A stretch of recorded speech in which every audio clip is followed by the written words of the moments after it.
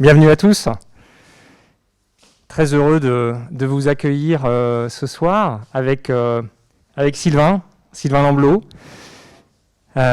compagnon de route, voilà, pour lancer ce soir donc la première conférence de ce qu'on a souhaité appeler le cercle leadership et networking. Alors qu'est-ce que c'est que ce cercle leadership et networking?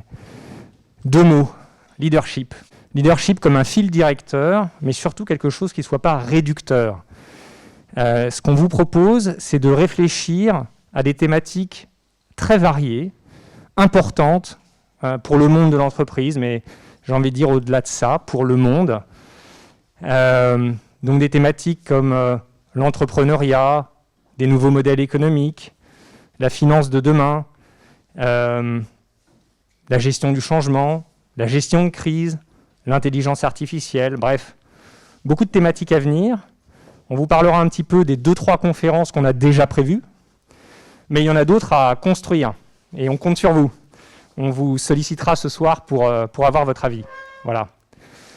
L'idée, c'est de favoriser le développement des leaders tout au long de leur parcours professionnel.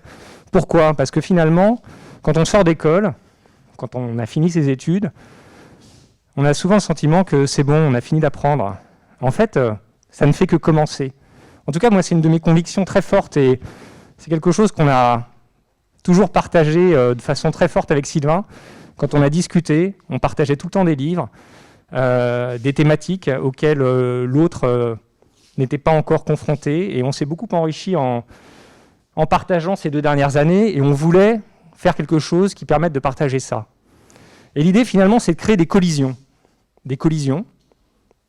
avec des idées, des collisions d'idées, mais aussi des collisions de personnes. C'est la partie networking. Ce qu'on vous propose, alors dans l'ère Covid, dans cette période Covid qui est assez particulière, masquée, mais c'est de réseauter ensuite, c'est d'échanger, parce que finalement, on est ce qu'on est au travers des influences, des idées auxquelles on est confronté, mais aussi au travers des rencontres qu'on fait. Et demain, peut-être, vous construirez des choses avec des gens que vous aurez rencontrés ce soir ou la prochaine fois. En tout cas, c'est tout ce qu'on vous souhaite. Donc, pour résumer, moi, ce que je vous souhaite, c'est de très belles collisions. Des belles collisions d'idées et des belles collisions de personnes ce soir. Voilà ce que je peux dire. Une autre chose importante, c'est qu'on souhaite que ce cercle soit ouvert. Alors, ça peut paraître un petit peu contradictoire qu'un cercle soit ouvert, mais ceux qui ont fait un petit peu de maths savent qu'en topologie, un cercle peut être ouvert. Donc ce cercle est résolument ouvert. On le souhaite intergénérationnel. On souhaite favoriser la mixité des cultures et des univers. Donc parmi nous, il y a pas mal d'alumni de Télécom Paris, mais il y a des gens de secteurs extrêmement divers, des gens du réseau Oudinot. Le réseau Oudinot est très présent ce soir, et on s'en réjouit. Et ce que l'on espère, c'est vous proposer des rencontres aussi diverses et variées que possible, parce que c'est source d'enrichissement. Voilà. 5 à 6 conférences prévues cette année. Il y en a 3 qui sont déjà bien sur les rails, celle d'aujourd'hui évidemment, mais 2 qui sont déjà prévues pour le mois de décembre et le mois de février, et puis 3 autres à construire ou à co-construire avec vous. On en parlera un petit peu plus tard ce soir. Voilà. Sylvain, je te passe le flambeau pour que tu nous expliques un petit peu comment on va interagir ce soir. Donc, effectivement, vous avez vu, il y a la possibilité de... Donc, on a un outil qui s'appelle WooClap qui va vous permettre d'interagir et de poser des questions et de répondre à des sondages aussi à la fin. Donc, n'hésitez pas à l'utiliser avec votre smartphone. Moi, je l'ai expérimenté à l'école, c'est pas mal aussi quand on est timide, ça permet d'envoyer sa question. Nous, on fera les modérateurs et on relaiera les questions à Jérôme. Et à la fin de la conférence, on vous demandera aussi de noter la conférence. Donc nous avec Bruno aussi, on est dans une démarche de, donc il a dit co-construction, mais aussi on apprend en marchant, c'est notre première conférence. On souhaiterait l'améliorer et puis... le qualitatif, le quantitatif, voilà. Donc on va utiliser aussi ces nouveaux outils modernes qui vous permettront donc d'interagir. Donc normalement vous le scannez, si ça marche pas, vous ouvrez votre votre navigateur web et vous tapez simplement l'URL wooklab.com/le cercle. Normalement, vous pouvez déjà commencer à poser des questions. Ah oui, tu l'as lancé. Voilà, donc n'hésitez pas à... C'est ça? Ouais, bon. c'est tout. Ok. Bon. Et Jérôme, on est ravis de t'accueillir ce soir. On est honoré de t'accueillir. Comment ne pas commencer les conférences sur le leadership sans commencer par la transformation des entreprises? Je pense que c'est vraiment un thème cœur du leadership. Donc un grand merci. Et Jérôme va nous partager son savoir-faire, son expérience sur l'expérience utilisateur, finalement comme une méthode de conduite du changement pour transformer les entreprises. C'est un prisme, c'est un point de vue, et c'est passionnant. Donc un grand merci, Jérôme, d'être avec nous ce soir. Merci beaucoup. Je vais prendre ça.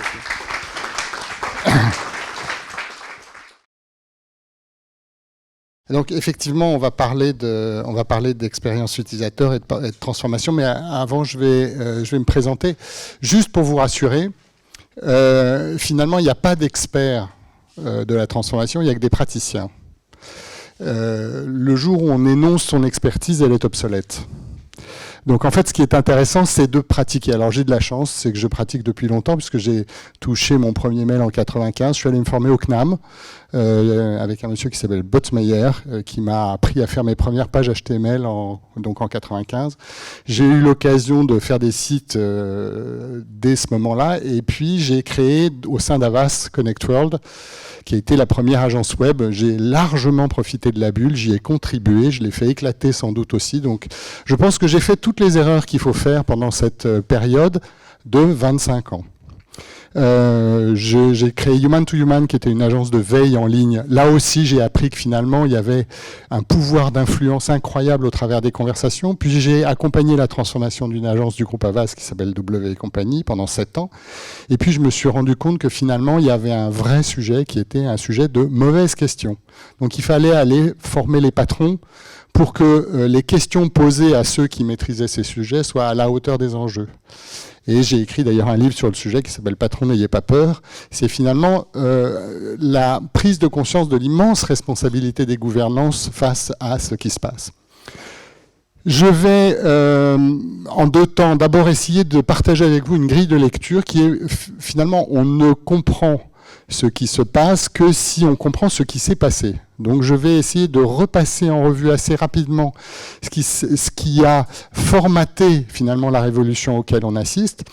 On fera une séance de questions, de commentaires, d'inspiration. Vous me direz ce qui manque, ce que je peux rajouter, les échanges qu'on peut avoir ensemble. Et puis ensuite, je partagerai avec vous finalement les recettes que j'applique et les convictions que j'ai sur la méthodologie, qui fait que je suis assez sûr aujourd'hui que l'expérience utilisateur est un pilier du business.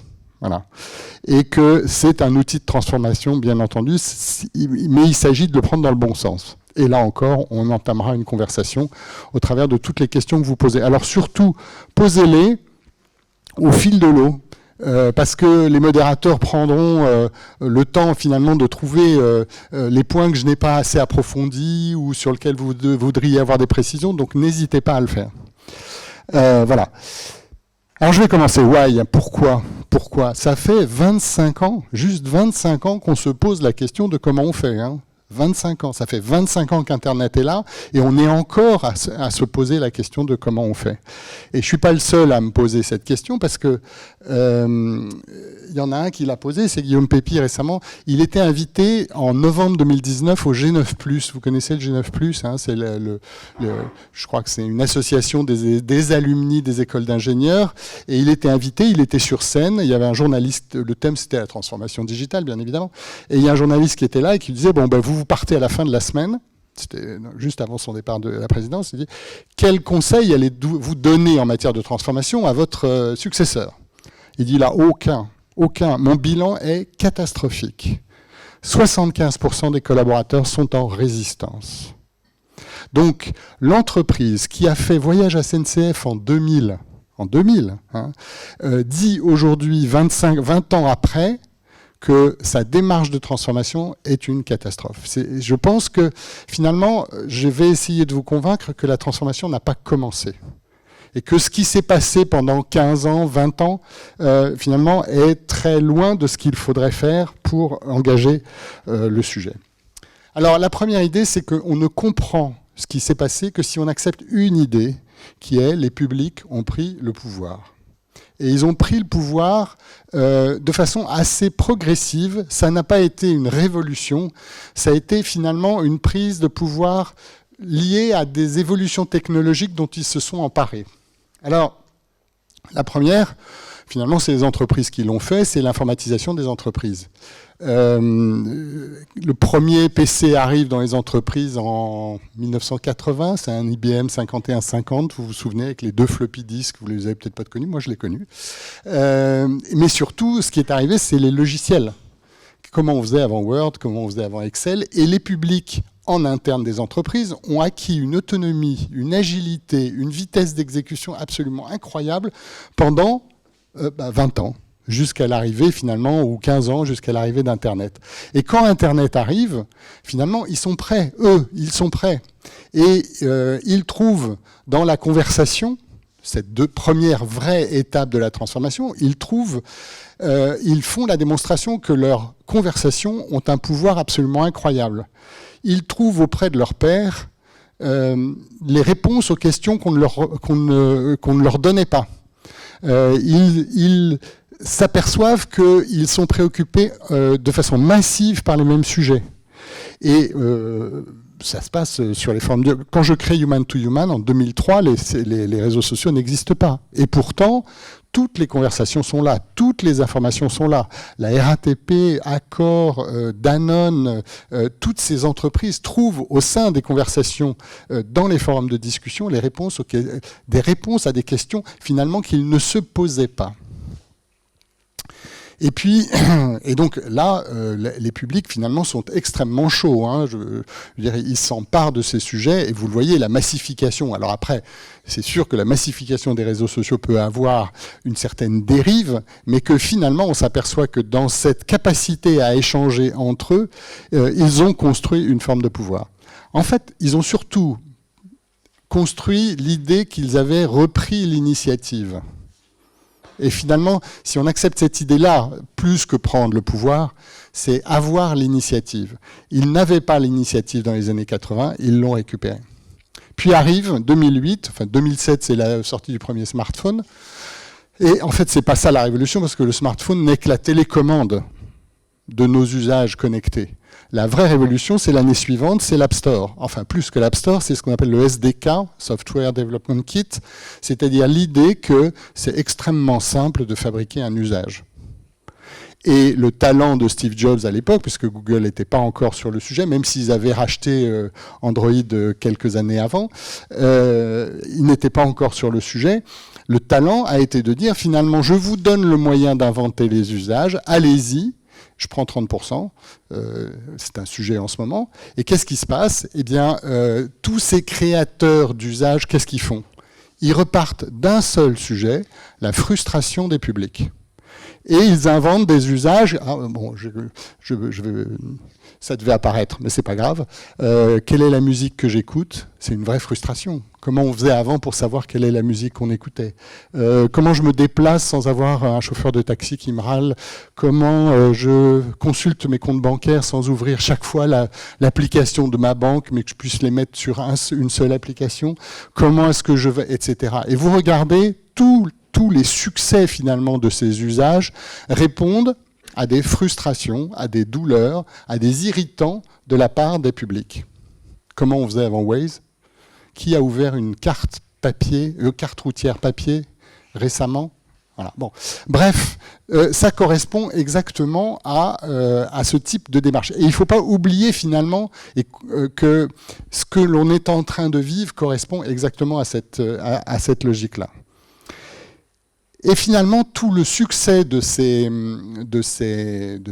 nouveaux usages, donc de ces startups, mais je préfère parler de nouveaux usages, s'appuie sur un modèle qui est tout à fait différent. En fait, il considère que c'est l'attention que l'on porte à son public qui est le premier moyen de le capter, donc d'être à la hauteur de sa nouvelle exigence, puis d'obtenir son engagement. Qu'est-ce que c'est un engagement? Un engagement, c'est un mail. C'est « laisse-moi ton mail, je t'offre ce que tu attends, laisse-moi ton mail ». Et finalement, le modèle économique, c'est le modèle de l'échange, qu'il soit financier ou qu'il soit un échange de données. Et finalement, vous regardez, tous les modèles de start-up aujourd'hui ne cherchent pas à courir derrière le chiffre d'affaires, mais courent derrière le nombre de membres. Vous connaissez la loi de Metcalfe? La loi de Metcalfe, elle dit la valeur d'un usage est proportionnelle au carré du nombre de ses membres. Et il y a un axiome qui va avec, qui a été inventé par Larry Page, le patron de Google, qui disait « Et à la récurrence de leur visite, c'est le test de la brosse à dents. Et si vous vous en servez 2 fois par jour et que ça améliore votre vie, alors cet usage est à la hauteur. » Donc la loi de Metcalfe, elle dit « La valeur d'un usage est proportionnelle au carré du nombre de ses membres et à la récurrence de leur visite. » Et ben, c'est le modèle financier, finalement, qui a permis à Facebook de racheter WhatsApp 21 milliards de dollars pour 650 millions de membres, ou Microsoft qui rachète LinkedIn pour 433 millions de membres, 26 milliards de dollars. Donc ce n'est pas le chiffre d'affaires de LinkedIn ni le chiffre d'affaires de WhatsApp qui fait la valeur, mais bien le nombre de membres et la récurrence de leurs visites. J'imagine que vous mettez à jour vos LinkedIn, que quand vous utilisez WhatsApp, vous n'imaginez finalement pas la quantité de données que vous donnez à Facebook. Et ce modèle-là, c'est le modèle qui a fait le succès de ces marques incroyables qu'on appelle GAFA, qui sont toutes construites sur ce modèle-là, avant tout. Alors j'ai un petit schéma qui est amusant, c'est la valeur de ces marques. Bien évidemment, avant 2008, il ne se passe pas grand-chose. 2008 étant l'arrivée, effectivement, des nouveaux usages. Et là, on voit arriver Google qui monte, on voit Apple qui monte. Je vous l'ai fait plus rapide, hein. En général, ça va moins vite que ça. Et puis, bien évidemment, Amazon, qui, l'année suivante, en 2019, est passé devant tout le monde en valeur de marque, c'est-à-dire en haut de bilan. Donc, ce modèle-là, finalement, il n'est pas facile à comprendre pour des entreprises installées. Parce que les entreprises installées, et c'est pour ça qu'elles ont eu du mal à rentrer dans la logique, c'est que en 2000, Internet, c'était un média de plus. Si c'est un média de plus, c'est de la com. Qu'est-ce qu'on fait? On met le digital à la com. Et pendant 10 ans, le digital dans les entreprises a été piloté par les directions de la communication. 10 ans. Je veux dire, il a fallu un certain nombre d'années pour comprendre que finalement, il y avait des enjeux de business derrière Internet. La révélation, en quelle année Maurice Lévy a prononcé le mot ubérisation? En décembre 2014. Décembre 2014. Donc, presque 15 ans après l'arrivée d'Internet. Et les entreprises, finalement, ont été aveugles et sourdes face à ce sujet. Et Maurice Lévy, un matin, fait une tribune en disant « Un matin, vous allez vous réveiller, vous allez vous apercevoir qu'on vous a pris votre boulot. » Alors, je pense que c'est un raccourci un peu rapide, et je voudrais partager avec vous une grille de lecture qu'on avait développée à l'époque avec ICP, qui était le cabinet qui a fusionné et qui fait Cassiopée aujourd'hui, qui était de dire il n'y a pas une manière de se faire ubériser, il y en a 3. Soit on se fait attaquer sur son core business, c'est-à-dire il y a quelqu'un qui arrive et qui dit je vais rendre exactement le même service que toi, mais alors complètement autrement. Soit je ne vais pas faire ton métier, surtout pas, je vais juste te piquer tes clients et je vais te les revendre par derrière parce que j'aurais su leur rendre le service qu'ils attendent et ce que tu as oublié de faire. Et la troisième, qu'on appelle OTT, over the top, à la périphérie, c'est des gens qui disent je maîtrise une technologie que tu ne maîtrises pas, qui me permet d'imaginer des services que tu es incapable d'imaginer, mais je n'existerais pas si tu n'existais pas. Et finalement, l'ubérisation, c'est le croisement de ces trois-là. Et vous prenez toutes les filières, et toutes les filières subissent ça. Première, Airbnb fait le boulot d'accord, enfin rend le même service qu'Accor, mais pas du tout de la même manière. Booking ne fait pas le boulot, il pique juste les clients. Et TripAdvisor, parce qu'il maîtrise la technologie du ranking ou du commentaire massif, est devenu l'influenceur de ce marché. Vous prenez l'hypermobilité, vous prenez les Blablacar et les Uber. Alors effectivement, là, on a Voyage SNCF qui a eu le talent, je dirais, de ne pas se faire intermédier sur la vente de billets. Et c'est sans doute cette position incroyable qui les renforce dans cette position d'agence de voyage. Je crois qu'ils sont même numéro 1 en Europe aujourd'hui. Et puis, à la périphérie, tout ce qui fait ces nouveaux usages, je loue ma voiture, je me déplace en collaboratif, etc., etc. Puis vous faites la finance, c'est la même chose. Vous allez voir, la créativité financière est absolument incroyable. Hein. Ce que vous avez là, en core business, c'est ce que Orange Bank a intégré à l'intérieur de sa proposition, ni plus ni moins.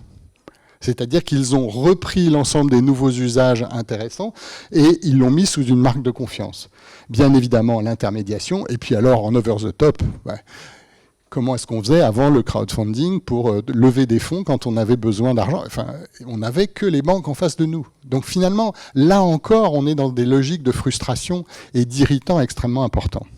Et puis je vous en sers un petit dernier. Dans l'immobilier, Le Bon Coin, Se Loger et Logikimo font 80% des nouveaux entrants de ce marché. 80%, vous vous rendez compte? Et ce qui est intéressant dans l'immobilier, c'est qu'en France, à l'initiative d'ailleurs d'un monsieur qui s'appelle Alain Dinin, qui est le patron de Nexity, c'est créé en coopération et en actionnariat partagé de l'ensemble de la filière. Je crois qu'ils y sont tous, sauf Bouygues Immobilier.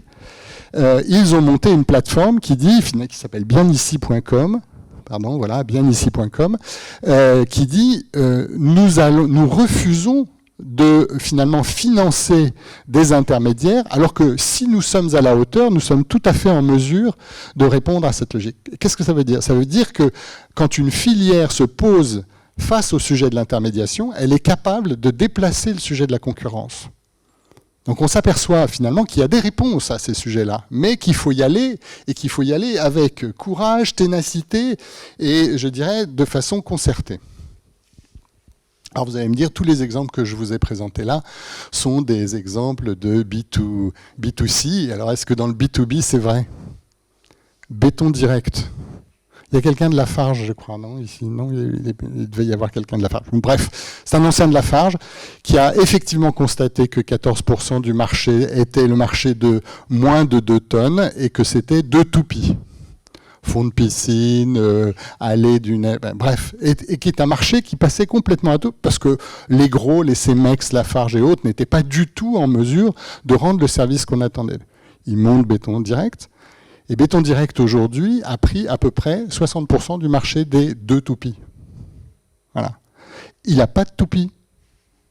Il ne sait pas fabriquer. Il sait trouver du béton, mais il n'en fabrique pas. Il a intermédié un marché en B2B. Et je vous garantis que dans l'agriculture, que dans le BTP en particulier, il y a aujourd'hui un certain nombre d'acteurs qui ont parfaitement compris où sont les irritants, les frustrations et les douleurs. Alors à quoi ça sert cette grille de lecture? Ça sert à comprendre une chose essentielle, c'est que finalement, on ne se transforme pas de la même manière quand on est attaqué sur son core business.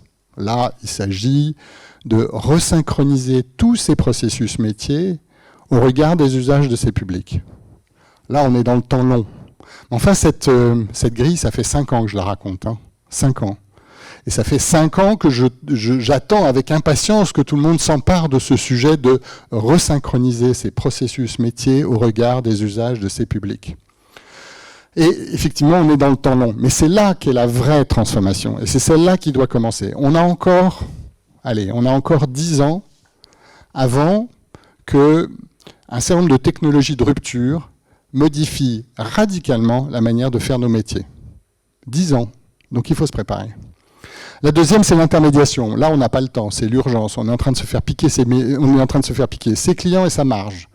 Donc là, il est urgent de se mettre en mode start-up, de finalement monter, parce qu'on maîtrise complètement le sujet.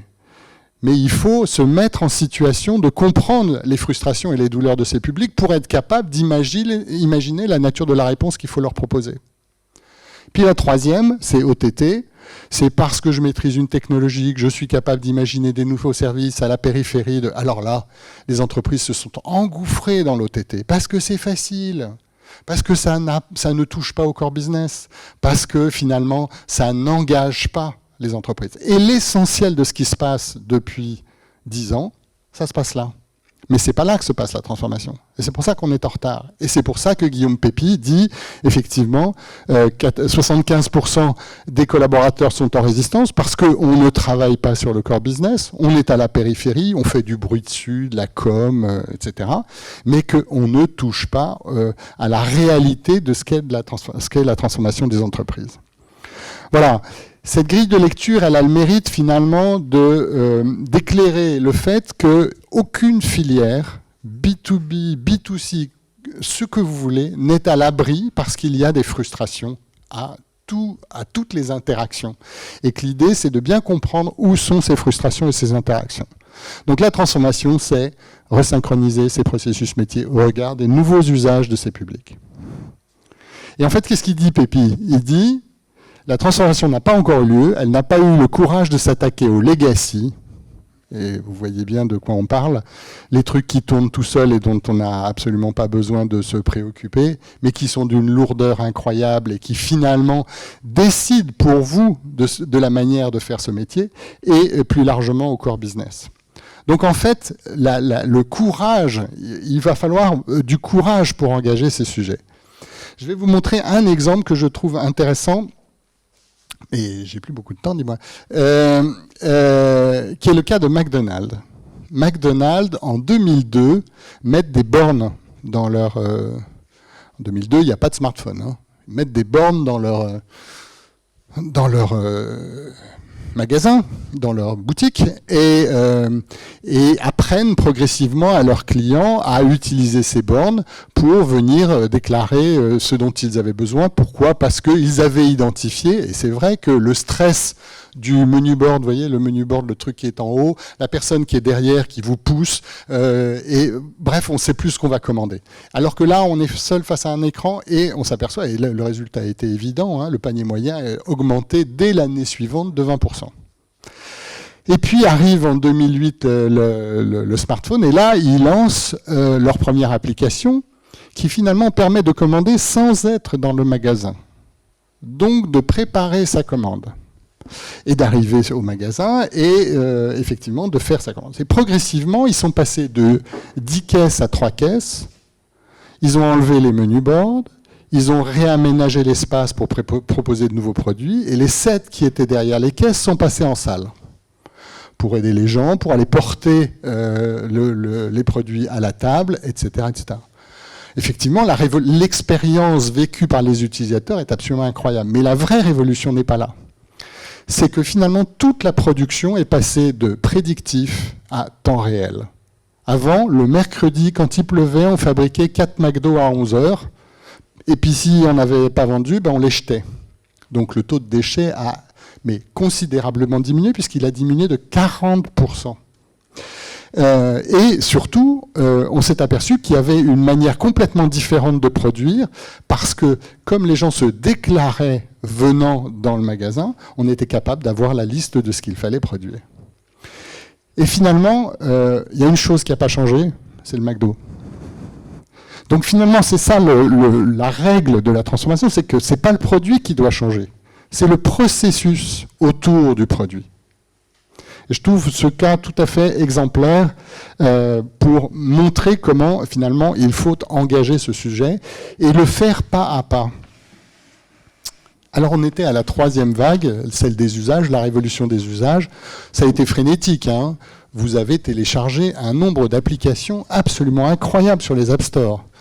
Il y en a 2,5 millions, mais il doit y en avoir un peu plus, je n'ai pas regardé les chiffres récemment, mais en 2016, on téléchargeait 10 milliards d'applications dans le monde.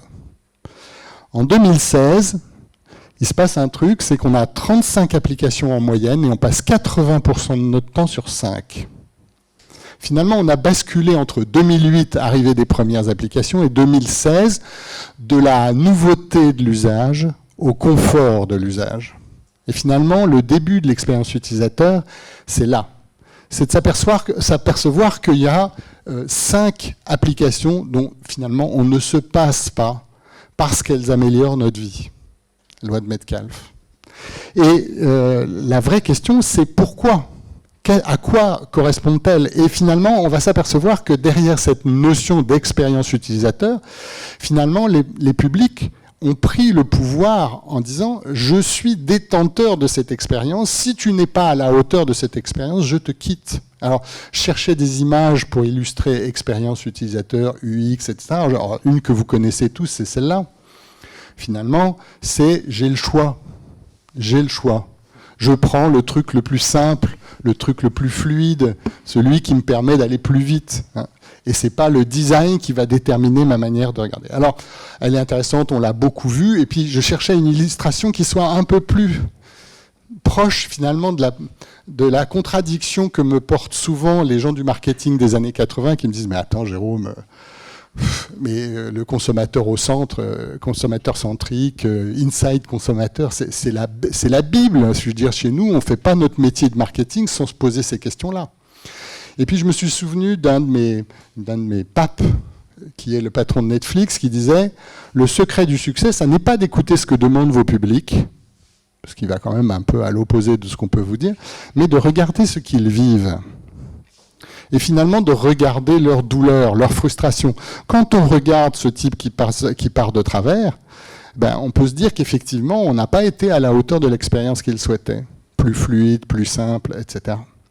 Alors je cherchais une illustration, et puis je me disais, mais alors customer-centric, le marketing des années 80, c'est ça. C'est-à-dire, oui, effectivement, on regarde le consommateur. On est les rois de l'offre. On façonne des offres. Le marketing, c'est le marketing de l'offre. C'est le marketing qui permet de gagner des nouveaux clients. Alors que la démarche UX, c'est une démarche anthropologique. Regardez ce qu'ils vivent. Voilà. L'UX, c'est ça. C'est finalement se mettre à la place et de regarder derrière cette place ce qui se passe réellement et de comprendre où sont les frustrations et les douleurs. Et cette démarche-là, je dirais que les publics auxquels on a affaire ont un peu de mal, parce que pour le coup, c'est une vraie transformation. Autant les métiers de la com ont changé avec l'arrivée d'Internet, et c'est vrai, regardez les polémiques autour des agences de communication en ce moment, mais les métiers du marketing sont en train de vivre la même chose. Et c'est par eux que, sans doute, dans cette réconciliation des métiers et sans doute du SI, que se fera la vraie transformation. Parce qu'en fait, il faut comprendre ce que les publics ont vécu. Le marketing d'avant, c'était visibilité, réputation, influence, relation, en gros, vu, aimé, choisi, hein, on l'a tous appris, vu, ça va dans ce sens-là, c'est la pression publicitaire qui crée le top of mind, et le top of mind qui crée le besoin ou l'envie, et qui génère l'achat. Hein. On fait des campagnes de com le vendredi soir pour faire venir les gens dans les opérations portes ouvertes le samedi. Et ça marche vachement bien, hein. Ça a super bien marché. Et c'est la puissance de la télévision, de la répétition, etc. Alors que finalement, ce qu'Internet a changé progressivement, sans que finalement ce soit une révolution, c'est qu'on est passé de à être vu à être trouvé. Ça inverse complètement le propos. Parce qu'on n'est pas trouvé naturellement, on est trouvé parce qu'on est partagé. Parce que des gens vous en parlent, parce que le bouche à oreille, parce que l'expérience vécue, bonne ou mauvaise, est partagée. Et finalement, le être partagé, c'est quoi ? C'est le rester en contact. Donc en fait, le modèle du business, c'est rester en contact. Et pourquoi je reste en contact ? C'est parce que l'expérience que j'ai vécue est à la hauteur de ce que j'exige. Donc le business est dans le rester en contact. Et donc on a totalement inversé le modèle. Et je vais vous donner une preuve. Vous l'avez sur vos smartphones tous les jours, c'est la notification. Regardez à qui vous autorisez le droit de venir vous parler sans que vous lui ayez demandé. À qui ? Des gens qui vous rendent un vrai service parce que c'est une information temps réel, parce que c'est géolocalisé, parce que, etc. Et quelqu'un qui viendrait vous parler sur votre smartphone alors que vous ne lui avez pas demandé et qui devient un intrus dans la relation parce qu'il n'a plus l'initiative, eh bien vous allez le rejeter. Et même sa réputation va diminuer de façon drastique. Donc je trouve que la notification est moi chez mes clients j'essaye de faire de la notification un indicateur de performance fort, parce que je pense que c'est la quintessence sans doute de cette révolution. Alors, mon autre pape, c'est lui, c'est Seth Godin, qui était le rédacteur en chef de Wired et qui maintenant est un consultant émérite, qui dit « Faire vivre des expériences fluides et confortables à ses clients est beaucoup plus performant que d'essayer de trouver des clients pour ses produits. » En fait, l'idée, c'est que garder ses clients et entretenir la relation avec ses clients est beaucoup plus fort que d'essayer de trouver des nouveaux... Ça change complètement, ça inverse le propos du métier du marketing. Et en fait, ce qui change encore plus, et vous en entendez beaucoup parler, c'est que nous, public, on ne pense pas je dois me garer », on pense je dois me déplacer. Finalement, on pense en termes de plateforme. Et finalement, nos usages sont extrêmement larges. On parle de se déplacer, se nourrir, se distraire, se soigner. Et finalement, l'ensemble des acteurs de cet usage, de cette plateforme, doivent contribuer à cet usage. Et le grand enjeu pour ces entreprises, pour ces marques, c'est de ne pas être la commodité d'un usage. Je vais vous raconter une histoire. J'ai un client qui s'appelle Indigo, des gens qui font des parkings. C'est le leader mondial des parkings. Le plus grand parc de caméras au monde. Ça, j'ai découvert ça. Ils sont les rois de la computer vision. Je les accompagnais dans un séminaire du CODIR pendant 3 jours et j'essayais de leur expliquer ce que c'était que l'expérience utilisateur. Pour eux, le chef-d'œuvre, c'est de fabriquer un parking sans piliers. Bon, oui, parce qu'on met plus de voitures, parce que c'est plus facile à utiliser, etc. Et je leur disais, mais est-ce que si vous comprenez que quand je prends la décision de me déplacer, si au milieu de mon déplacement, il y a une douleur qui s'appelle se garer, je vais peut-être changer de moyen de locomotion. Et donc j'ai une vision beaucoup plus large de l'usage, puisque mon usage, c'est me déplacer, alors que vous n'êtes qu'un élément du déplacement. Vous devez vous inscrire dans la plateforme qui s'appelle la plateforme de la mobilité et trouver votre place à l'intérieur de cette plateforme, l'enrichir et agrémenter le fait de telle sorte que l'expérience que je vais vivre avec le parking n'a plus rien à voir avec la douleur que ça représente aujourd'hui. Au bout de 3 jours, le président m'a dit... le jour où je pense qu'on se sera transformé le jour où mes équipes me présenteront des budgets organisés autour des usages. Je lui dis, je pense que vous avez compris. Je ne suis pas sûr que ce soit fait. Mais je crois qu'il y a une idée autour de cette vision-là qui est tout à fait intéressante. Ah oui, j'avais une. Donc en fait, je pense qu'on est en train de passer d'une économie du produit et des services à une économie de l'expérience. C'est pour ça que je pense que l'expérience utilisateur est le pilier du business. Et finalement, il ne faut pas se tromper, on est à la fin du début. Parce que les nouvelles frontières, elles arrivent. Les nouvelles frontières, c'est quoi? C'est l'intelligence artificielle, c'est la blockchain. La blockchain va ubériser plein de sujets. Ce sont toutes ces choses-là auxquelles il faut se préparer. Et si on se fait confisquer les usages par la technologie, on sera passé à côté de la transformation. Donc c'est bien les usages qui doivent piloter la technologie et pas l'inverse. Voilà ce que je voulais partager avec vous sur cette grille de lecture, finalement, qui pilote la manière que j'ai de faire mon métier autour de l'UX. Alors, je voulais savoir si j'avais prévu une petite pause à ce moment-là, pour voir si vous aviez quelques questions. Est-ce qu'il y a des sujets que je dois approfondir ? Ouais, il y a une question, alors c'est une question de définition, tu y as répondu je pense en partie. Y a-t-il une différence entre le UX et l'expérience client ? Dans expérience utilisateur, il y a utilisateur. Alors moi je vous parle de public là, depuis les publics ont pris le pouvoir, etc. Dans public, il y a 4 C. Il y a le client, il y a le consommateur, celui qui n'est pas encore client, il y a le citoyen, qui commence à avoir un poids considérable dans sa manière de consommer, et il y a le collaborateur, qui est le laissé pour compte de la transformation à ce jour. Je veux dire, quand Guillaume Pépi dit 75% des collaborateurs sont en résistance, c'est ça. Donc, CX, c'est une toute petite partie de l'UX. Je n'aime pas beaucoup ce mot, je ne l'utilise pas, et je ne souhaite pas l'utiliser, parce que je pense que, justement, c'est un regard beaucoup trop fermé, Et de vous à moi, c'est quand même très difficile de demander à des collaborateurs de s'intéresser ou d'améliorer ou d'enchanter l'expérience de leurs clients quand leur expérience à eux est totalement douloureuse. Et Dieu sait que on vit aujourd'hui dans la manière de gérer les processus des aberrations dont on est tous conscients, mais dont on ne sait pas vraiment comment les lever. Est-ce que il y a d'autres points que je peux éclairer ou... Oui, je vous en prie. C'est là qui doit piloter au sein de l'entreprise. L'expérience transverse, ouais. Surtout dans des entreprises qui sont organisées en silo. Et voilà, vous avez posé toute la question. Silo, séquence, c'est le drame, finalement, parce que ça réunit des expertises et pas des conversations sur un sujet sur lequel on serait d'accord. Eh bien, je vais essayer d'y répondre dans la deuxième partie sur le comment on fait, ou comment on fait. Quelle est ma manière de faire et comment je le fais avec un certain nombre de mes clients. Oui, je vous en prie. Il y a beaucoup d'entreprises qui sont organisées, notamment au niveau du marketing, avec des chefs de produits. Est-ce que vous avez des exemples d'entreprises qui seraient organisées autour de types de clientèle et potentiellement l'intérêt que ça a? De type d'usage. De type d'usage.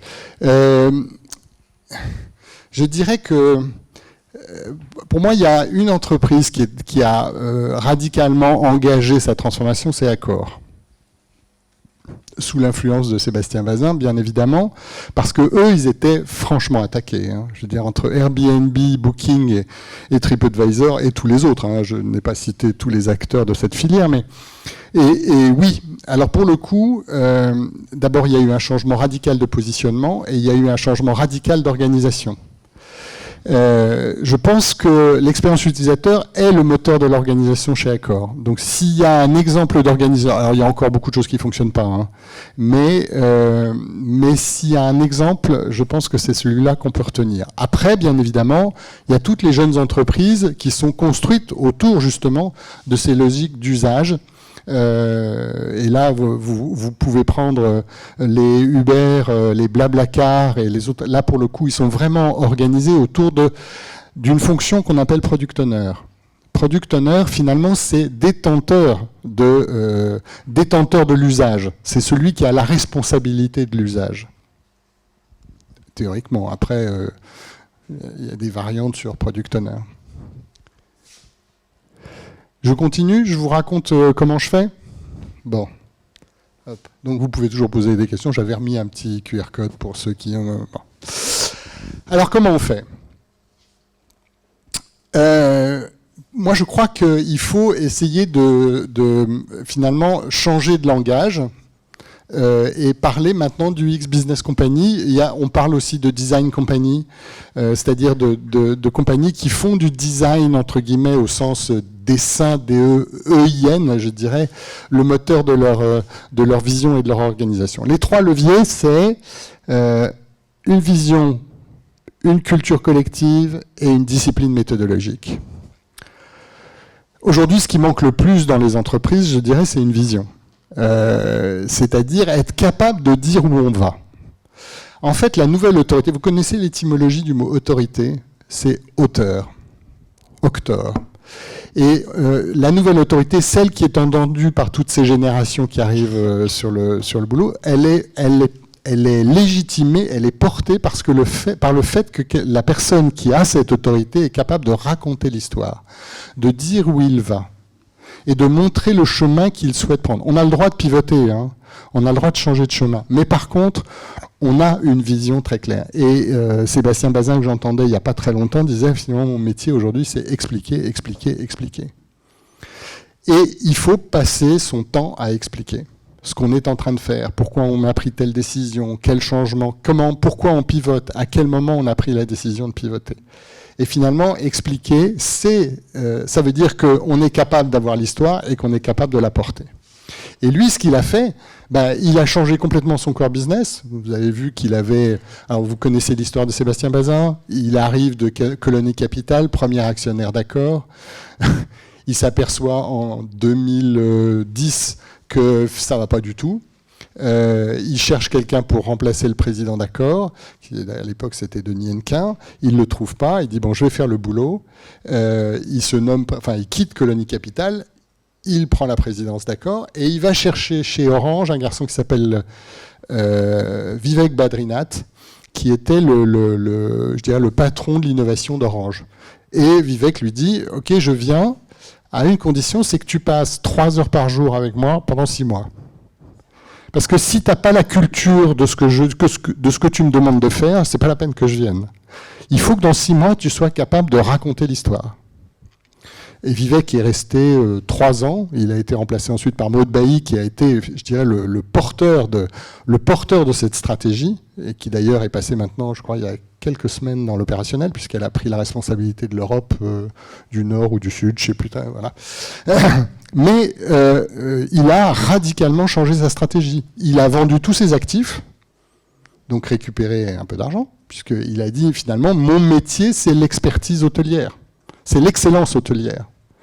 L'excellence hôtelière, et il dit finalement je peux pas faire ça dans les marques, seulement dans les marques que je connais, et il crée Joe & Joe pour remplacer les auberges de jeunesse, c'est-à-dire concurrencer Airbnb. Il rachète le leader mondial de la conciergerie, John Paul. Il monte Vojo, c'était Nextdoor qui est devenu Vojo, et il a passé un accord avec Bouygues Guimau pour monter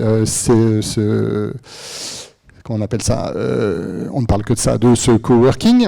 Bref, il a radicalement modifié sa vision de core business, c'est-à-dire la manière de faire son métier.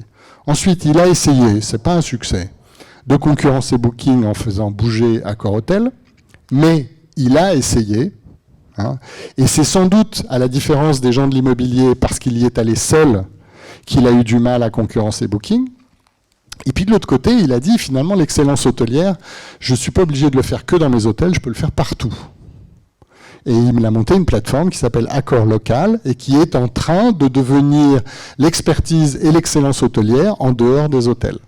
C'est pour ça d'ailleurs qu'il a racheté John Paul. Et donc finalement, il a une vision très claire, et c'est ce qu'il raconte, de la manière de mener cette transformation et de ce que ça doit changer. Donc, premier levier, une vision.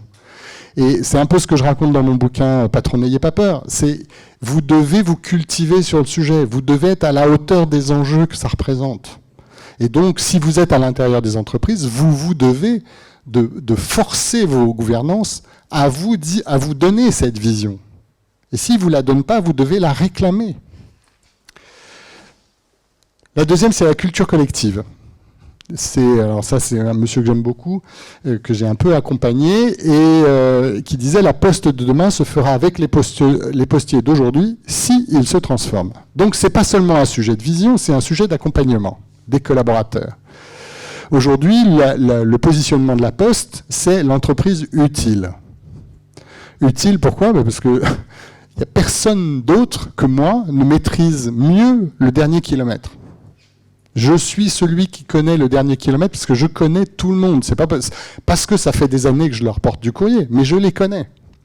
Et je les connais, je suis sans doute le seul à connaître toutes les rues de la ville. Et donc, il a parfaitement compris le sujet et il accompagne une transformation qui est compliquée et qui, pour le coup, engage considérablement l'interne parce qu'il faut accompagner les postiers à se dire qu'ils vont changer de métier et qu'ils vont faire « je suis passé chez votre mère, elle va bien ». Un service, alors Covid qui a explosé bien évidemment pendant Covid, puisque ça a parfaitement fonctionné, mais qui permet de passer le code dans les bureaux de poste, qui permet de remplacer les huissiers parce que finalement la plupart sont assermentés, etc., etc., etc. Donc l'idée, c'est je maîtrise le dernier kilomètre. Et cette idée-là, ça fait maintenant 10 ans que le groupe La Poste est en train d'accompagner cette transformation.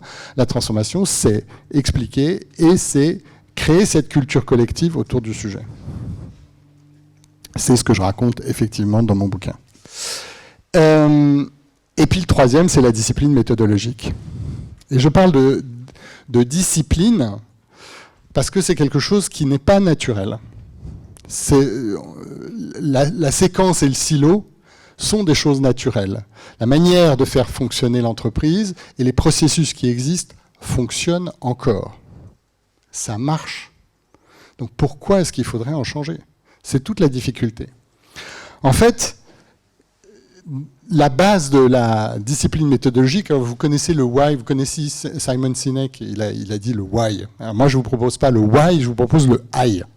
Finalement, le I, ça doit être votre mode de pensée, ça doit être votre réflexe. Où est la douleur? Où est l'irritant? Où est la frustration? Finalement, il faut avancer autour de cette idée que, à partir de l'analyse de l'expérience utilisateur, on va être capable de reformater des usages et donc de se reposer la question et la manière de faire. Avec le corollaire de cet, je dirais, élément clé, la construction nécessaire d'une vision collective du succès, d'un changement de vitesse, et puis de s'inscrire dans une logique d'amélioration permanente. Finalement, on s'aperçoit que si on essaye de résoudre tous les problèmes en même temps, on n'en résout aucun. Il faut les résoudre les uns après les autres et dans le bon sens. Alors je vais vous raconter un exemple, un cas que j'ai traité en 2018, c'est Vélib. Vous savez que Smooth & Go a gagné l'appel d'offres contre Deco, je crois que c'était en juillet 2017. Deco part avec à peu près tous les éléments, c'est-à-dire les stations, les vélos et la base de données clients. Donc ils arrivent, c'est terrain vierge. Et le contrat dit, ça doit être opérationnel en mars 2018.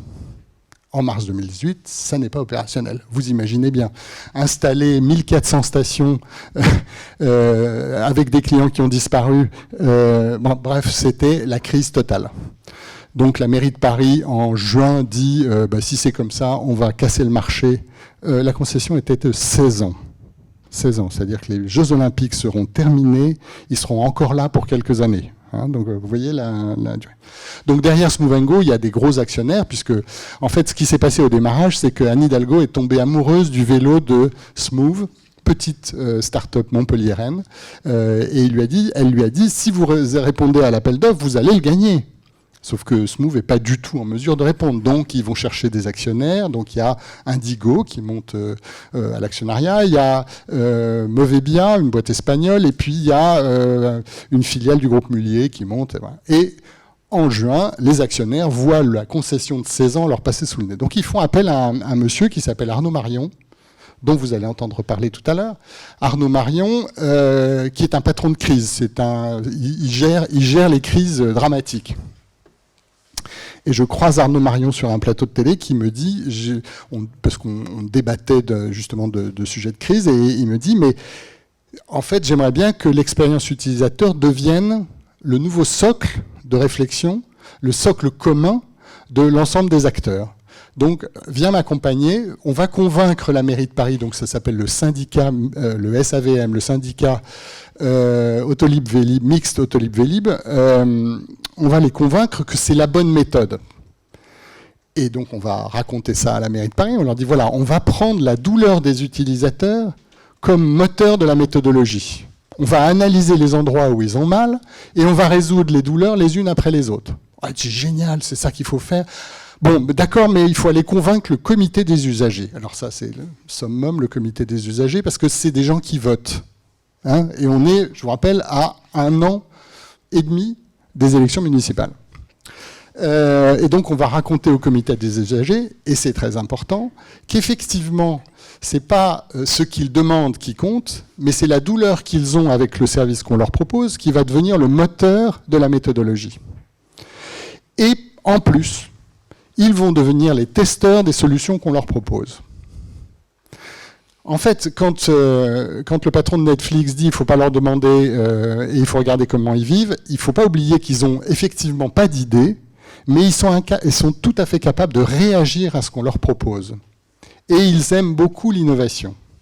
Donc il faut être capable de prototyper et il faut être capable de proposer. Donc qu'est-ce qu'on a fait ? On a rencontré le comité des usagers, ils ont été enthousiastes, ils ont dit d'accord, on veut bien être testeur. Et puis après, la méthodologie, c'est la même, et vous pouvez appliquer cette méthodologie sur à peu près l'ensemble de vos processus. La première chose, c'est de regarder de façon extrêmement factuelle, sans pathos, froide, l'ensemble des interactions physiques, digitales, call center, etc. Toutes les interactions que vous avez avec tous vos publics. Finalement, de poser à plat le sujet de votre relation au travers des interactions. Et puis ensuite, vous posez la question de mais qui est derrière l'utilisateur ? Un Américain qui utilise Vélib pour la première fois n'a pas du tout le même usage que quelqu'un qui l'utilise tous les jours pour aller au bureau. Et pourtant, le parcours est le même. Les outils sont le même, le vélo est le même, la borne est la même, etc.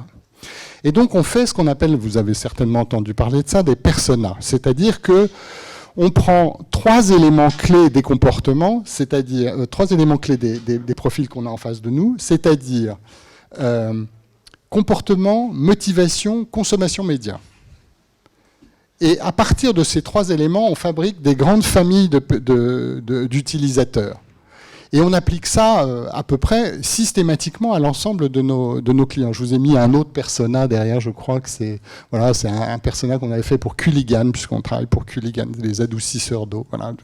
Bon. En fait, l'idée, c'est de bien comprendre qu'est-ce qui préoccupe et où sont les douleurs de l'ensemble des personas qu'on a en face de nous. Et pour Vélib, on en a fabriqué 6. Alors vous avez le citoyen, l'économe, le promeneur, la sportive, le pressé, la touriste. Et à partir de ces motivations-là, de ces comportements-là, eh bien, on fait ce qu'on appelle un experience map. C'est-à-dire qu'on confronte les équipes internes à ces personnes. On leur fait jouer ces personas. On leur fait jouer le touriste américain. En vrai, pendant une demi-journée, on leur fait jouer l'économe, donc on leur donne les profils et ils vont les jouer. Et c'est eux, finalement, qui vont révéler dans un document qui s'appelle l'Experience Map tout ce qui est de l'ordre de la douleur. Alors, attendez, je repasse. Et on va dire, eh bien, dans cette interaction, voilà l'ensemble des douleurs qui ont été révélées sans qu'on les demande au public. Alors nous, bien évidemment, on a passé énormément de temps à regarder comment les gens avaient mal, comment ils utilisaient mal le sujet, à quel endroit ça fonctionnait et à quel endroit ça ne fonctionnait pas, ne serait-ce que pour faire la première map. Et à partir du moment où on a ça, et vous voyez qu'en haut, il y a besoin, souscription, prise en main, déplacement, restitution. Donc on est vraiment dans l'ensemble. Et on est capable de dire, voilà la chronologie et voilà les points de fuite. Ben, la première chose qu'on traite, c'est les points de fuite. Et on les traite dans la chronologie. Ça ne sert à rien de traiter le point de fuite de la restitution s'ils sont tous partis au moment de la souscription. C'est aussi simple que ça, finalement. Et c'est beaucoup de bon sens. Et c'est pour ça que ça peut réunir des expertises aussi différentes que du SI, du métier, du concepteur, de l'opérationnel, parce qu'on est capable de proposer une vision collective du succès. Finalement, cette démarche-là, c'est de construire un référentiel qui permette de remettre en conversation toutes les expertises de l'entreprise au service de quoi ? La résolution d'un sujet. Et vous allez voir que finalement, les sujets, ils sont relativement petits. Quand on a 350 interactions, on est sorti de ce projet-là avec 90 projets. Mais des projets qui se traitent en 3-3-3. 3 jours pour cadrer, 3 semaines pour concevoir, prototyper, tester, 3 mois pour réaliser. Si ça prend plus de 4 mois, c'est trop long. Vitesse d'exécution. Donc on parle, vous savez, de MVP, de Minimal Value Proposition, c'est-à-dire trouver finalement la fonction essentielle et ne traiter que la fonction essentielle. C'est pour ça qu'on s'inscrit dans une logique d'amélioration permanente. On fait la V1, on ne fait pas la V12. On fait la V1 et demain on fera la V2. Ou la V2.1. Et c'est cette vitesse qui fait finalement la capacité à dépasser les complexités. Parce que les sujets, quand on les prend un par un, ne sont pas si complexes que ça. Alors, ça devient complexe. C'est pour ça qu'ensuite, on fait ce qu'on appelle des feuilles de route. Et dans ces feuilles de route, bien évidemment, on arbitre sur la ressource, le budget, la complexité technologique. Et une des complexités technologiques, c'est effectivement le RP, le legacy, qui va rendre le sujet complexe. Mais tout ça sont des choses qui d'abord font prendre conscience de l'importance de faire bouger le legacy, de faire bouger ce qui empêche de transformer, pour prendre conscience de la nécessité d'investir dans la transformation du legacy. Voilà la méthodologie. Et là, elle est appliquée à ce sujet-là, mais on l'a appliquée à des méthodologies, à des problématiques industrielles, des problématiques bien évidemment B2B, et finalement se poser la question du parcours et de la nature de la relation qui fait que l'on reste en contact, puisque je vous rappelle que c'est ça le modèle de business, c'est rester en contact, et c'est vrai dans l'ensemble des métiers que vous pouvez croiser. Voilà, donc le sujet de l'UX, et on disait que les collaborateurs étaient les laissés pour compte de la transformation, eh bien c'est bien ça, c'est commencer par réconcilier toutes les compétences, ne pas les opposer. On a fait une énorme erreur en 2000 en créant une fonction qui s'appelle digital. Le digital, c'était une manière masquée de dire je n'arrive pas à remettre en conversation les métiers et le SI. Donc je vais créer un truc à côté qui va être agile et qui va inventer des trucs. Et bien évidemment, il l'a fait, comme on l'a dit tout à l'heure, à la périphérie, parce qu'il n'avait pas les moyens d'aller s'attaquer au SI qui, sous couvert de robustesse et de sécurité, empêchait finalement qu'on touche au legacy. Donc on n'a pas commencé à transformer. Et le digital, finalement, n'est absolument pas la solution. Ou le mot digital, ou le principe de l'organisation digitale n'est pas la solution. J'aurais peut-être réussi ce soir si j'arrive à gommer le mot digital de votre vocabulaire. Voilà. C'est mon ambition. Donc, feuille de route et des priorités partagées, une méthodologie unique, une vitesse d'exécution, une logique d'amélioration permanente. Ça change complètement la manière d'envisager les projets. Alors c'est très compliqué à faire. C'est très compliqué parce que finalement, pendant les travaux, la vente continue. Donc comment est-ce qu'on mène de front le sujet de la transformation et de continuer à faire du business?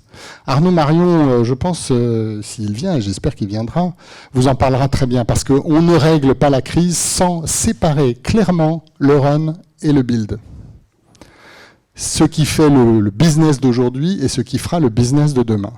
Donc en fait, il faut mettre dans le build une autre équipe. Il ne faut pas essayer de mettre la même équipe. Il faut mettre des gens qui sont mindés, qui ont en tête une obsession qui est l'expérience utilisateur. Alors, est-ce que vous êtes allé voir, juste pour rigoler, chez Amazon, vous tapez Amazon Job et vous regardez les leadership principles. Il y en a, je crois, 12 ou 14. Si un jour vous passez un entretien, il faut les savoir par cœur. Je vais donner la version PDF de tout ce que vous avez vu là, je te la transmettrai.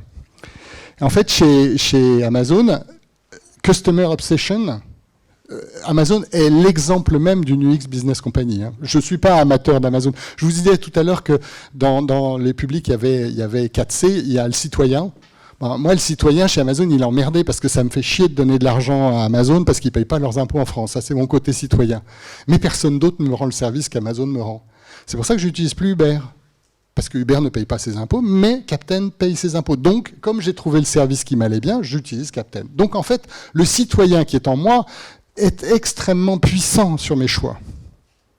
Mais là, je n'ai pas trouvé une entreprise qui soit à la hauteur de mes exigences en matière de livraison dans la journée, de largeur de l'offre, de prix, etc. Alors oui, sans doute, il y a derrière plein de choses qui ne sont pas terribles.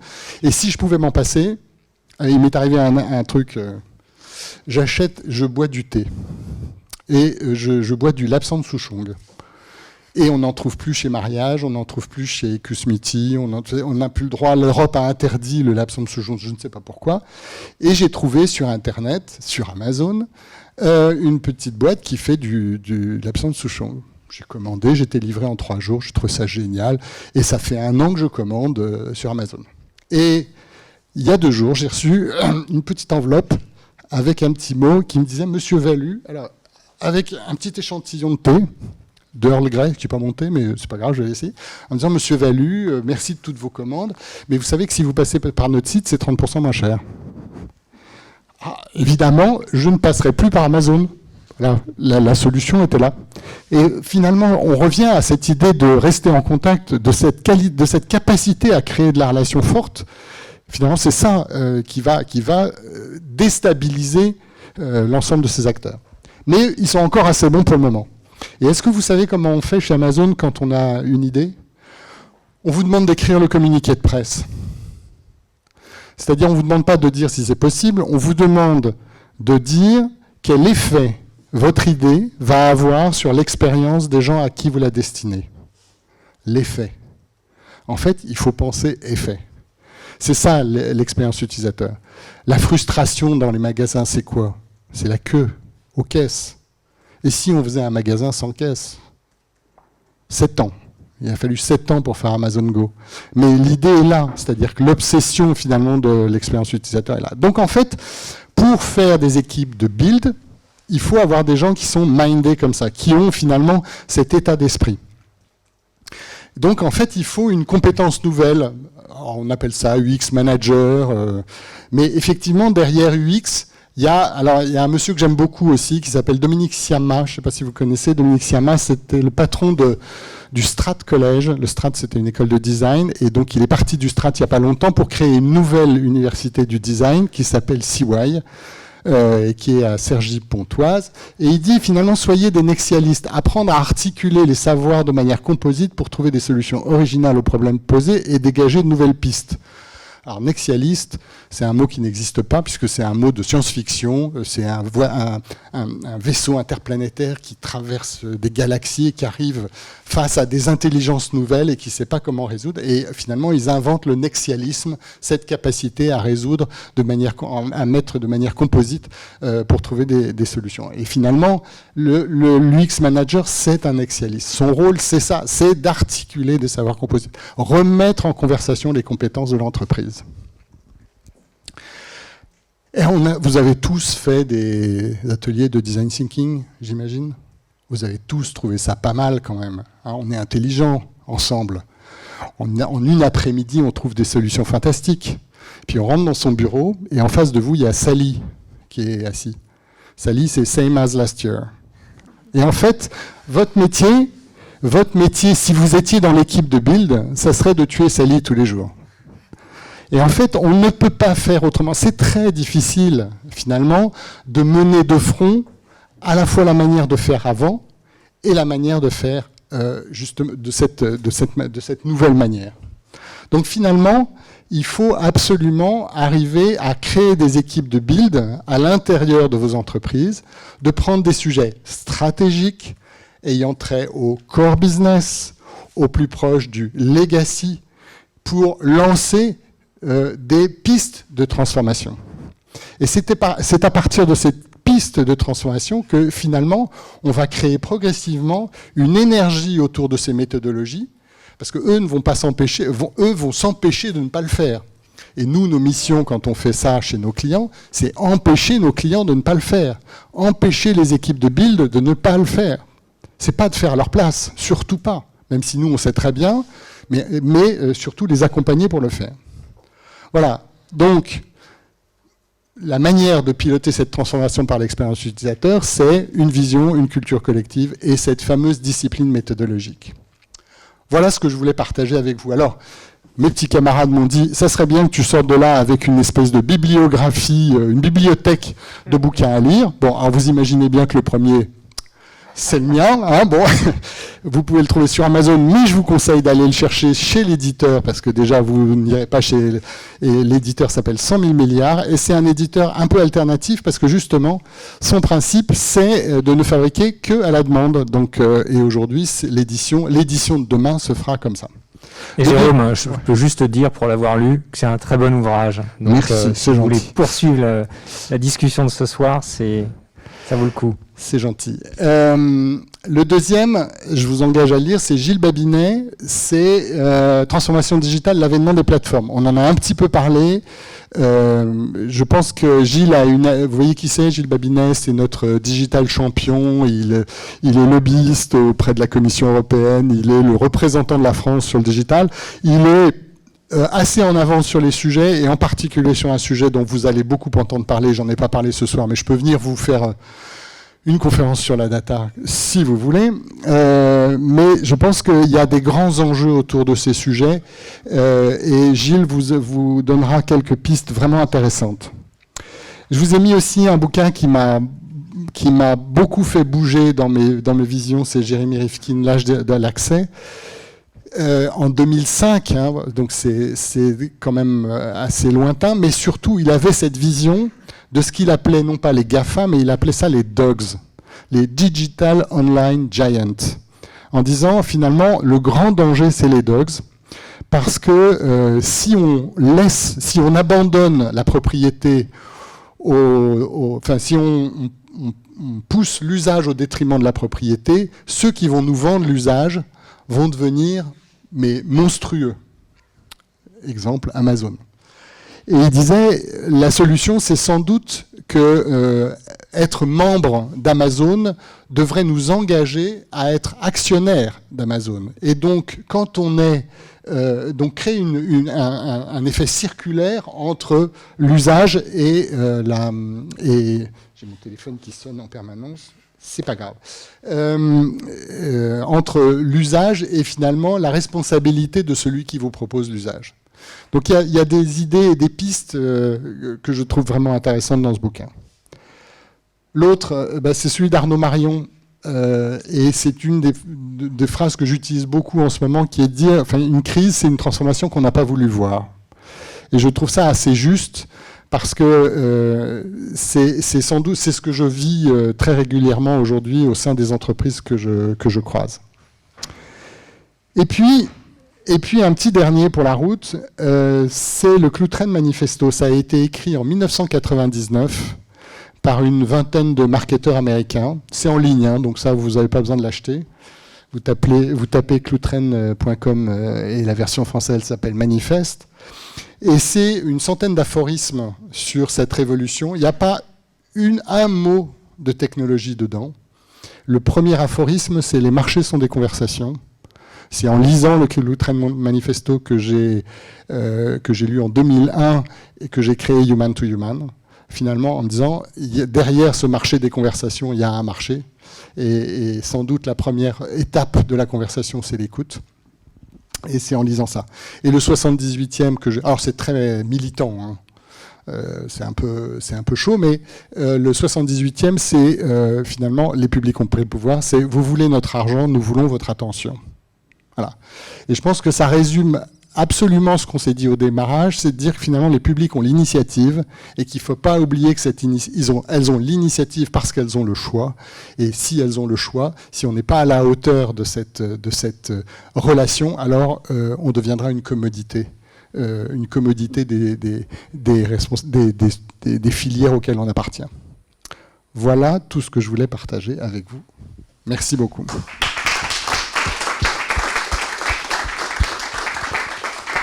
Un grand merci, Jérôme.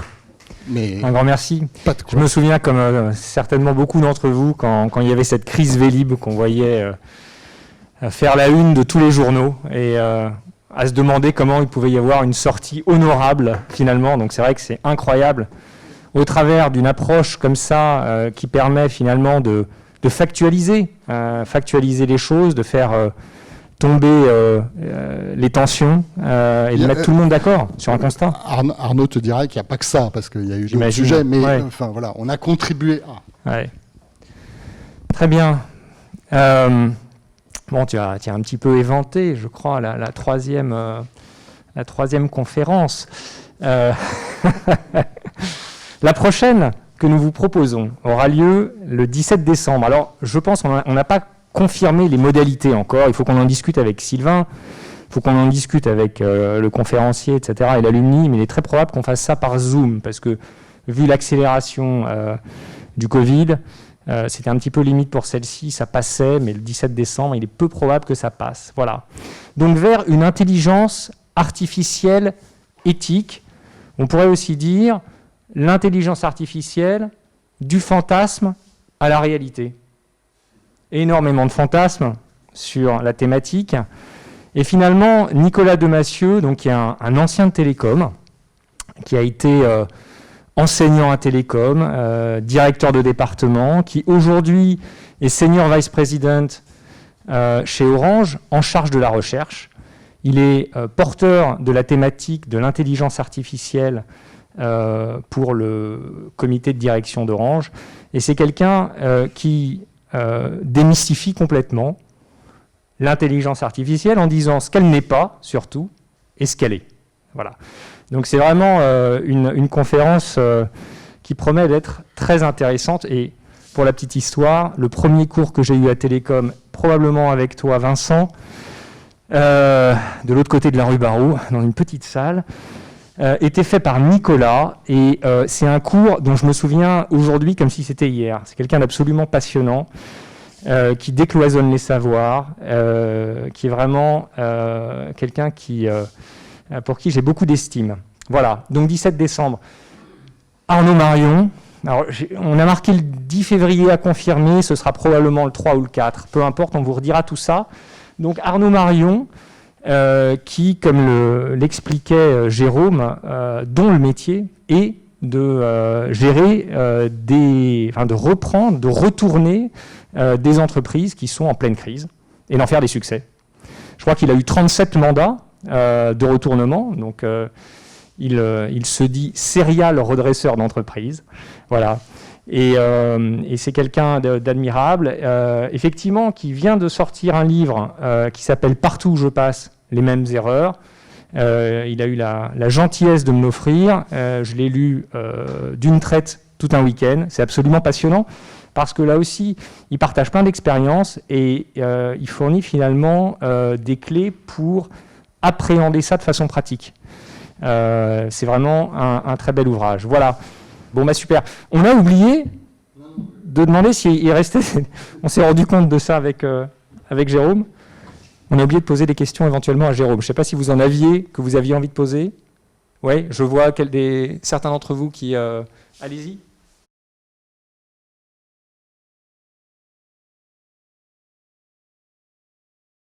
Alors, les UX managers n'existent pas dans les entreprises aujourd'hui. Donc, en fait, il faut d'abord partir de quelqu'un qui a cette énergie de la transformation, cette envie de la transformation. Je l'ai vécu récemment dans un organisme étonnant qui s'appelle l'OPP-BTP, l'Office professionnel de prévention du bâtiment et des travaux publics, où mission réduire le nombre d'accidents mortels. Enfin, il y a des manières de le faire. Bon. Donc, on a identifié quelqu'un qui était dans la maîtrise du métier. La maîtrise du métier, et qui finalement se détachait un peu par son énergie et tout. Elle n'y connaissait rien. Et donc on lui colle un coach UX, qui finalement va copiloter la mission avec elle, et qui va la transformer en une mission, en un PO à la hauteur de ce type d'enjeu. Aujourd'hui, cette fille qui s'appelle Sophie est en train de piloter une très grosse mission de transformation, et elle n'a plus besoin de coach. Donc en fait, tout le sujet, c'est d'être accompagné par des gens qui... Alors, si, très important, un PO n'existe pas s'il n'y a pas de sponsor. Le sponsor doit être au COMEX. Il doit être à la hauteur de la vision et avoir les moyens de cette vision. Donc s'il a ça, qu'il a un PO, que ce PO est coaché, et qu'on met autour une équipe qui est dédiée au sujet, et comme les missions sont courtes, c'est des missions de 3, 6, 8 mois, on arrive à dédier du temps plein, donc des ETP, à cette mission de transformation. On ne mène pas le run et le build en même temps. Donc il faut bien dédier l'équipe à ça. L'équipe de build, d'ailleurs, peut retourner dans le run, et c'est même très bien qu'elle retourne dans le run, parce qu'elle va avoir du mal à se réadapter au run. Et elle va, par sa manière de faire, accélérer le changement du build. Et un jour, finalement, au bout de 5, 10, 15 projets, 20 projets de build, le build va rentrer dans le run et le run va disparaître. Et puis on fera un autre build à côté. Finalement, il ne faut pas essayer de mener avec les mêmes équipes ce type de sujet. Donc, si vous n'avez pas, et vous n'avez pas dans les entreprises ces gens-là, faites-les coacher par des gens dont c'est le métier, qui vont amener à la fois la discipline méthodologique et éventuellement des compétences de design thinking, de design UX, parce que finalement, designer des parcours, c'est un vrai métier aussi, et que s'il y a toute l'expertise à l'intérieur de l'entreprise, il y a des compétences qui manquent. Mais ce n'est pas grave, ces compétences, elles existent à l'extérieur. N'allez pas faire un appel d'offres sur l'UX. C'est une manière de se débarrasser du sujet, alors que toute l'intelligence est dans l'entreprise. Et qu'il faut se servir de l'intelligence de l'entreprise. Mais organiser ça en run build. Est-ce que j'ai répondu à votre question? Avec des conseils, quand même. Ah ben, le rôle du coach, mais le coach en général, c'est des gens de mes équipes. Mes équipes ne sont que les coachs, mais ils ne font pas le boulot à la place, surtout pas. Parce que s'ils le font à la place, rien ne se transforme. À la SNCF, dans la conférence de Pépi, à un moment, il disait à la cantine, les mecs du digital, on les appelle les jemelaPète.com. Voilà, bon. Voilà, il ne faut pas avoir des jemelaPète.com dans l'entreprise. Il faut partir effectivement de cette compétence incroyable dans l'entreprise. On a accompagné BPCE sur la refonte de leur plateforme digitale. Ils voulaient faire un appel d'offres. On leur dit, ne faites pas d'appel d'offres, toutes les compétences sont en interne. Faites un casting. Trouvez le directeur éditorial dont vous avez besoin, trouvez le designer dont vous rêvez, mais c'est vos équipes qui vont piloter la chose. Si vous faites pas ça, vous abandonnez le sujet à des prestataires extérieurs. Et c'est la pire des choses. Pas d'appel d'offres.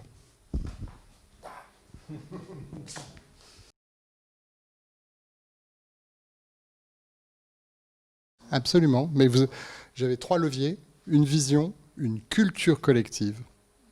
Une culture collective. Et troisième, la discipline, qui passe par tous les moyens que vous voulez et le plus pratique possible, le plus pragmatique possible, pour faire en sorte que l'interne touche du doigt ce qu'on est en train de faire. Dans le cas de l'OPP, quand on a en gros inventé une plateforme qui répondait, dans le bâtiment, on ne parle pas très bien français, et surtout on ne l'écrit pas. Hein. Donc comment est-ce qu'on pose des questions sur l'amiante et sur les chutes de hauteur?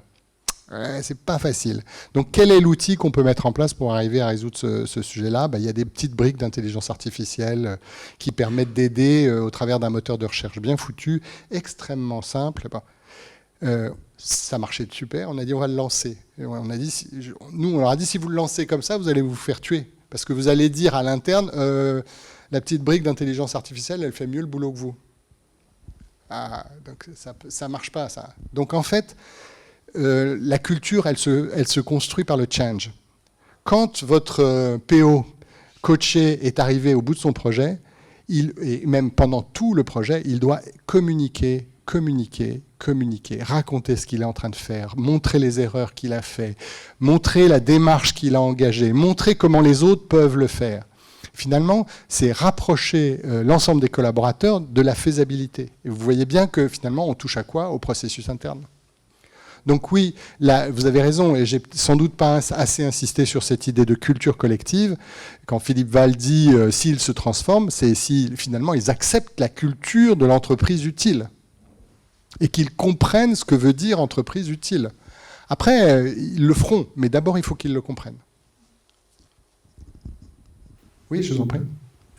C'est juste pour compléter, donc Anne Jean-Baptiste, vous avez dit tout à l'heure, je suis prof à Télécom en design, et pour répondre à votre question, c'est vrai qu'il y a toutes sortes de niveaux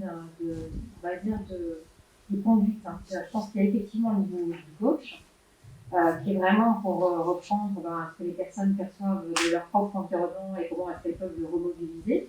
Il y a des coachs où en fait vous avez des groupes. Donc en fait ça c'était la base du design thinking, hein, c'était de dire on va prendre des gens dans l'entreprise qui justement vont commencer à partager cette culture-là. Et puis après, moi c'est vrai qu'on est en train de réfléchir à Télécom avec des moyens justement de faciliter, on va dire, cette formation, parce que, encore une fois, la raison pour laquelle les gens ne changent pas, comme le diront parfois, c'est que apprendre, c'est dur, ça fait mal, c'est une frustration, ça engage des frustrations, des changements de perspective, voilà. Et donc la question c'est aujourd'hui, surtout dans les circonstances actuelles, comment est-ce qu'on fait pour trouver des nouvelles méthodes pour accompagner les entreprises dans aussi cet apprentissage. Et voilà, donc je pense qu'il y a toutes sortes de méthodes de coaching, de groupe, de workshop collectif, un peu dans le genre des thinking, Enfin, il y a plusieurs méthodes pour opérer ça. Il faut essayer, se tromper vite. Voilà. Mais il faut en faire beaucoup et il faut pas prendre trop de temps pour le faire, il faut faire. Bien, super. C'était un plaisir. D'autres questions? Non? C'est bon? Extra. Merci à nouveau, Jérôme.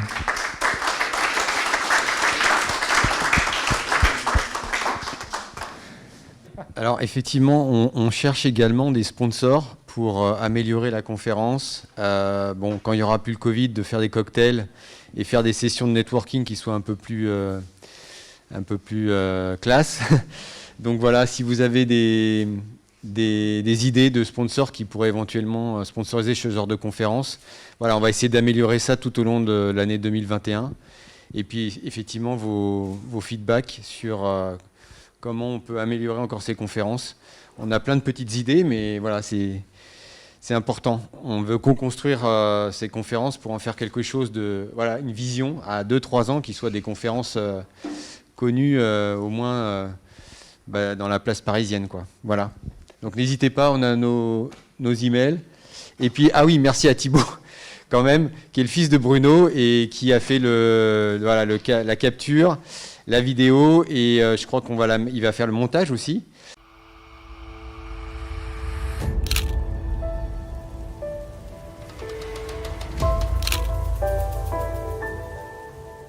Bon, et cette petite phrase d'Edgar Morin, qu'on aime beaucoup avec Sylvain. Donc un grand merci, mais voilà, je crois qu'elle nous porte beaucoup. Passer du temps sur l'essentiel dans nos vies, je pense qu'il faut se poser la question presque tous les matins. On est tellement pris par l'urgence. Donc voilà, un grand merci, et on espère que vous avez passé un bon moment.